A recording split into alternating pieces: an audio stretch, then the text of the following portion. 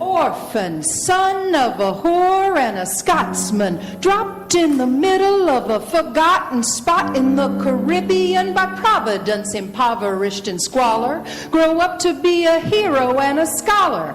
The $10 founding father without a father got a lot farther by working a lot harder, by being a lot smarter, by being a self-starter. By 14, they placed him in charge of a trading charter, and every day while slaves were being slaughtered and carted away across the waves, he struggled and kept his guard up.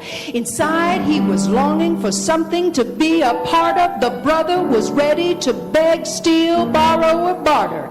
Then a hurricane came and devastation reigned. Our man saw his future dripping down the drain, put a pencil to his temple, connected it to his brain, and he wrote his first refrain, a testament to his pain.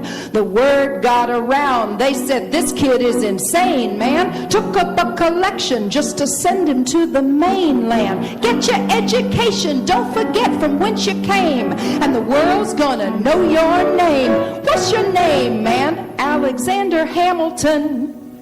My name is Alexander Hamilton, and there's a million things I haven't done, but just you wait, just you wait. Those are the opening refrains of the smash hit musical Hamilton. Thank you, Jamie, for making that come alive.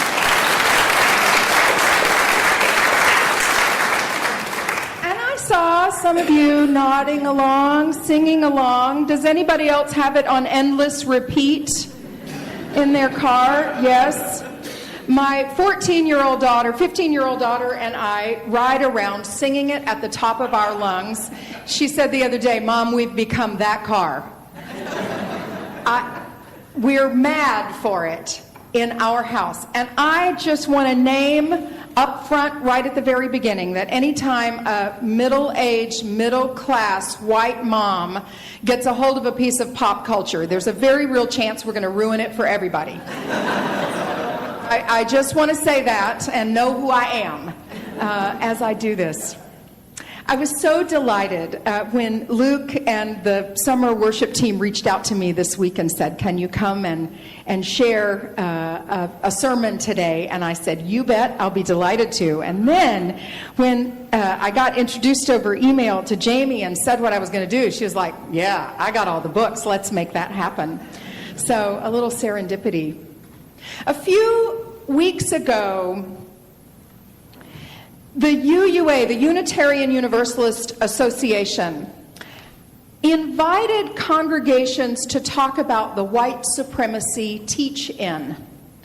And part of the goal of the white supremacy teach-in is to get people who look like me, people who are melanin deficient, to be able to say the words white supremacy and to get comfortable with my discomfort.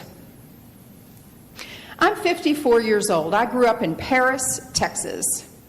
I grew up in the South, and I was in the second grade when the schools were integrated, and I was really lucky because my parents taught my brother and me that it was a good thing, that it was really cool. And that shifted the way I began to think about integration and issues of race and racism. But I am a product of my culture, and I am a middle-class, middle-aged white mom in a country, whether north or south, that privileges my status. So when I heard white supremacy, certainly when I was growing up and in later years, I would think, as many of us in the room do, that it refers to people in robes or people in mobs. And certainly that is how the words have been used. I want to help us shift the narrative a bit and say that that really refers to a kind of white nationalism. And my assumption is that there are no people likely in this room who would fit that frame of white nationalism. You could challenge me on that. But my experience is that Unitarian Universalist congregations are not necessarily where folks who cotton to that kind of ideology really come. But I would say that in this culture, in Rochester in 2017, Minneapolis in 2017, New York City and Seattle and Decorah, Iowa, and any other town you can name in this country in 2017, we are soaked in white supremacy. That's how our societies are built. Let me just say that if these words make you uncomfortable, and I'll be up front, they do me. If the words white supremacy make you uncomfortable, I invite you to take that discomfort, set it in the seat beside you. If there's somebody sitting there, just put it down on the floor by yourself. If you want to pick up that discomfort on the way out of here and carry it with you, you're welcome to do that. But just for now, let's set aside, let's be willing to be in discomfort about it, to keep our ears open and to be in discomfort about it. Why Hamilton? This show has got a great creation story, and I think that the show itself is a kind of new creation story. Right? It's a new way to see old things. So here's the story. So there was this biographer named Michael Chernow who wrote a big tome, a wonderful biography of Alexander Hamilton, who is sort of the forgotten founding father, right? I didn't know much about Hamilton. Maybe I knew that's whose face was on the $10 bill. But not much else. I think I maybe knew he had something to, and the reason he was on there was he had something to do with the banking system. He may be one of the very few faces on any of our currency who was not a president. He may be the only one. I'm not sure. Somebody else?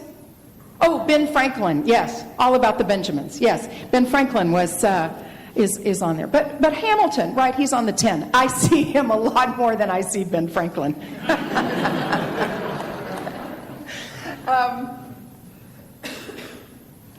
So Chernow writes this really exquisite biography. It gets really good reviews. And a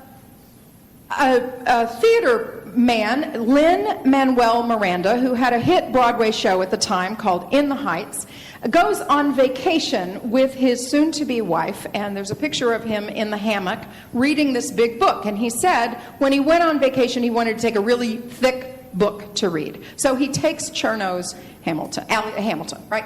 And so he's reading it, and he sees that this guy is an immigrant, and he's an orphan, and he has nothing to his name, but he's really smart, and he writes, and he writes, and he writes, and he writes.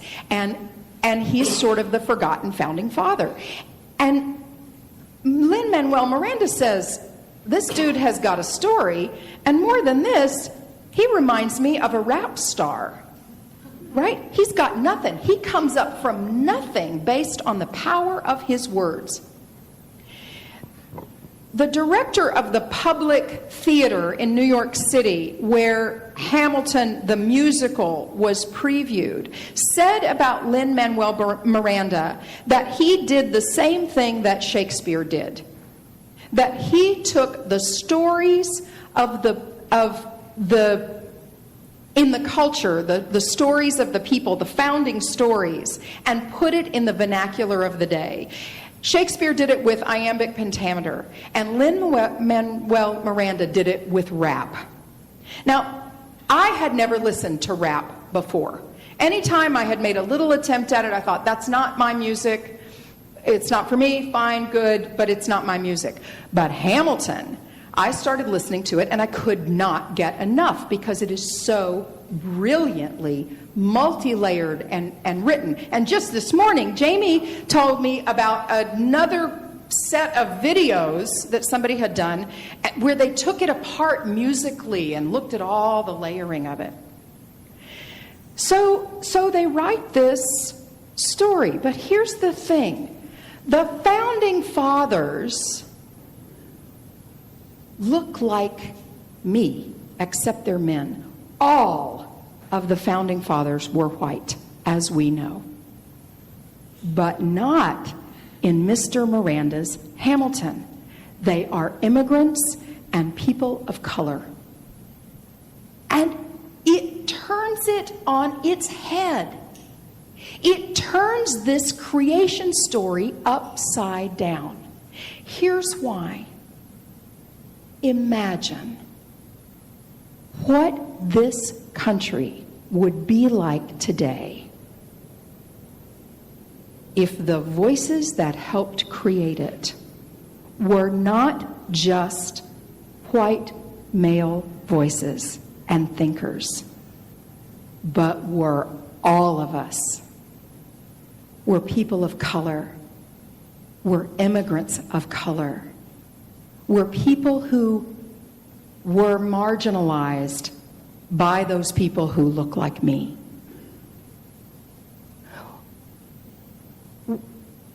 I don't know how I didn't get this until I'm 54 years old. But we can't have the country that we have today without having it based in white supremacy. Do you see? We can't have the structures that we have today without it being based on privileging people who look like me, which necessarily means that someone else is prejudged, prejudiced against. So it's just crazy expensive to go see Hamilton, right? In New York City, the orchestra tickets themselves are like $1,500. Oh, that just hurts me. Even in Chicago, it's $750, $800. $250 just to be in the nosebleed seats, right? It's coming to Minneapolis in the theater season of 2018-19, and the only way to get in the lottery for the tickets is to buy season tickets for 2017-18, and then season tickets for 18-19, and then you'll be in the lottery. Oh, that just hurts me. So one of the ways that you can see a lot of things on YouTube. You can see this wonderful PBS documentary of the making of the musical and some exploration of who Alexander Hamilton was, right? And so these beautiful men who play, in the original cast, who played George Washington and Marquis de Lafayette and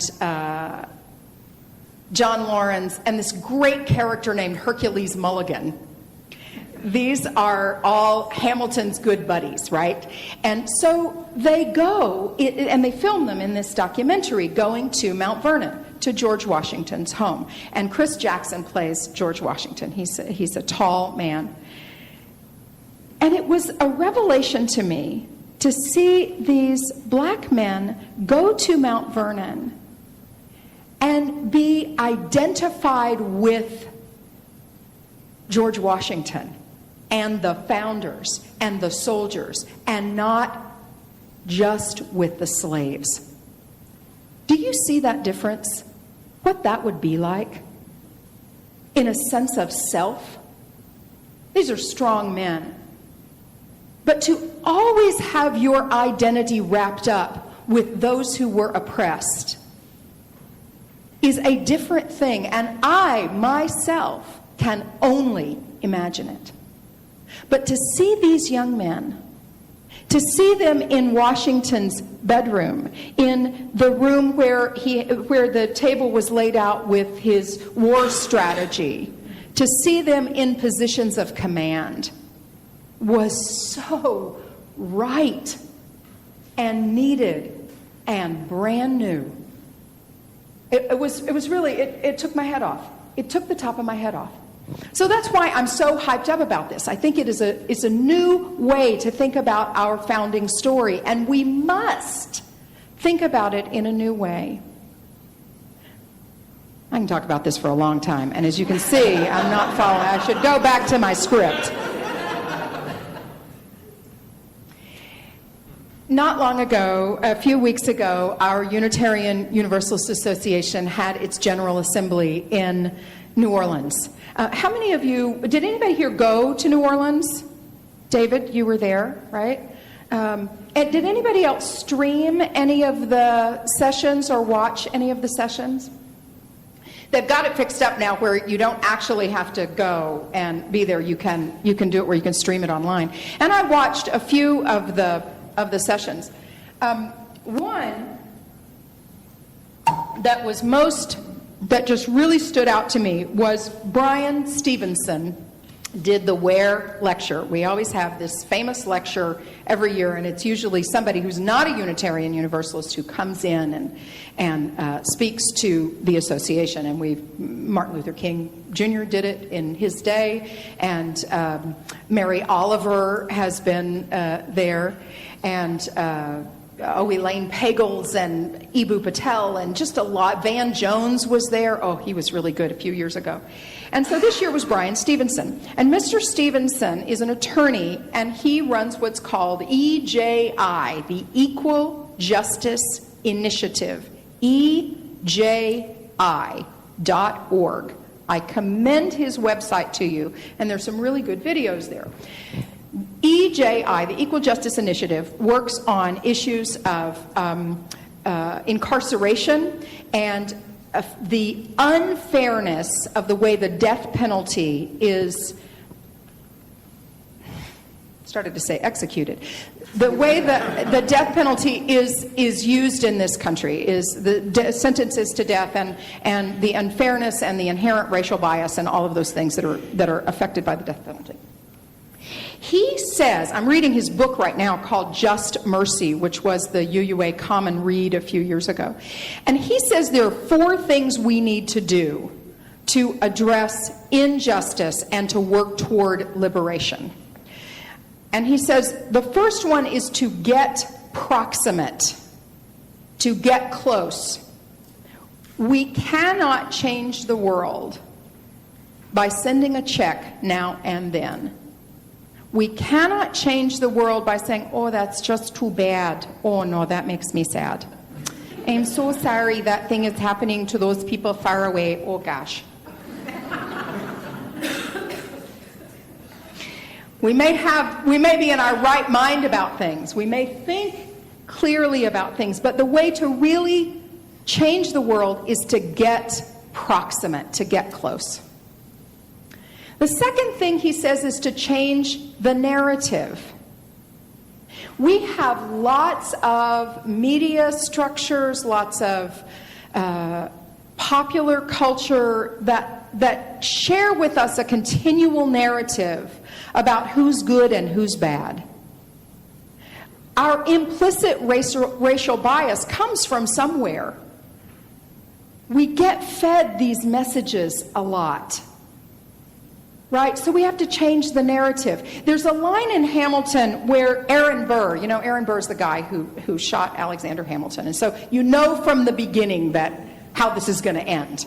And the central relationship in the show is between Aaron Burr and Alexander Hamilton. And so Hamilton's a hothead. He's always saying exactly what he thinks. And Burr just sits back. He just sits back to see what's going to happen. And he says, I'm not running late, I am lying in wait. And he says, after all these 4 characters, they've been drinking, and they're all shouting what they're going to do next. And Burr says, geniuses, lower your voices. I'm with you, but the situation is fraught. If you talk, the situation is fraught. You've got to be carefully taught. If you talk, you're going to get shot.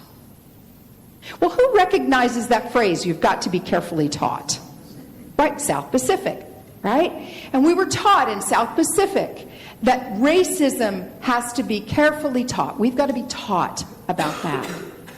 Believe me, we have been carefully taught implicit bias. We have been carefully taught who's good and who's bad. We've been carefully taught who the land ought to belong to. We soak in it. And until we say we soak in it, until we wake up to it, we can't do a thing about it. So Stevenson says we got to change the narrative, right? We got to change that narrative. And when we hear somebody say something that reflects implicit bias, boy, I had this happen the other day, and somebody that I've known for a while said something, and I sort of chewed on it for a minute, and I chewed on it, and finally, I really thought, Kelli, if you can't do it, you can't invite other people to do it.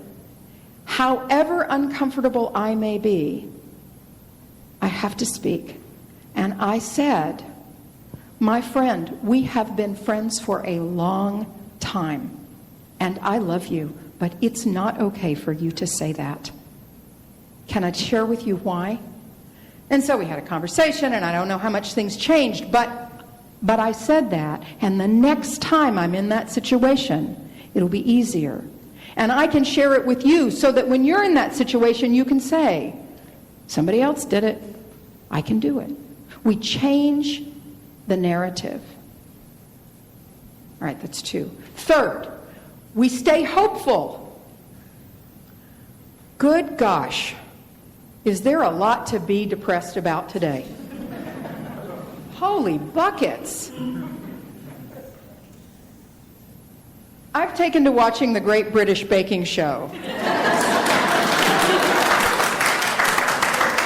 Because, just let me watch somebody cook some bread, and the worst thing that could happen is the dough is underdone. I mean, really, it is my antidote to the national news and the local news. What's happening in the world is heartbreaking. And yet, if I spend all my time in the tent at the Great British Baking Show, I cannot be present to what's happening. So I be present. I show up. I show up at the rally earlier this week, the anniversary of Philando Castile's murder. I lit the candles there. I met the people. I go home and I watch the show. I watch a little bit of the news, as much as I can take before I want to throw my computer out the window. I rest. I get good nutrition and good hydration, and I move, and I go back and I watch it again. I watch the news again, because we have to stay hopeful. I titled this sermon, How Lucky We Are to Be Alive Right Now. That's one of the songs in Hamilton. And I put it that way because I really don't always mean it. It doesn't feel very lucky to be alive right now. But if not us, then who? And if not now, then when? We must remain hopeful. We must remain in coalition. We must get close to people who are not the people that we've been close to before. We must remain hopeful. And the fourth thing Mr. Stevenson says is we've got to be willing to be uncomfortable. We've got to increase our tolerance for discomfort. I'm a person who's in recovery. I speak about that. Glad to do so. One of the things that addiction does is tell you you can't be uncomfortable, right? I don't want to feel that feeling, so I'm going to numb that with alcohol or drugs or food or bad relationships or gambling or whatever it is, right? Addiction tells us that we can't be uncomfortable, so we're going to numb it. I believe that I believe that white supremacy is an addiction. I believe that white supremacy is an addiction. I believe the comfort that we demand, that I demand as a white person, needing things to be a certain way, and we have to be on time, and things have to be perfect, and we're only going to discuss things in this way, and don't anybody get mad. That's how white supremacy shows up in my life. In my demand that things be a certain way, that people act a certain way, they have to look a certain way. And if they want to protest, there's the right way to do it. Right? Don't block that freeway, oh my gosh. But then, stand up for the Pledge of Allegiance and the Star-Spangled Banner. It's got to be a certain way. That's how white supremacy shows up in my life. White supremacy says I can't tolerate discomfort. I believe that's an addiction. And the way to break addiction is to grow our tolerance for discomfort. All of those things can be taken apart, and you can say, here are the actions, and here's how we're going to judge it. We've got a lifetime of work to do. We've got a lifetime of work to do while we also take care of ourselves and each other. What I mean by how lucky we are to be alive right now is imagine that we can see how someone in Mobile, Alabama, stands up to racial prejudice. We can see how someone in Yuma, Arizona stands up to it. We can see how someone in Ames, Iowa, or on the north side of Minneapolis stands up to it, because we got the world in our hand, right? That's what I mean by how lucky we are to be alive right now, that we can communicate with people all over the world.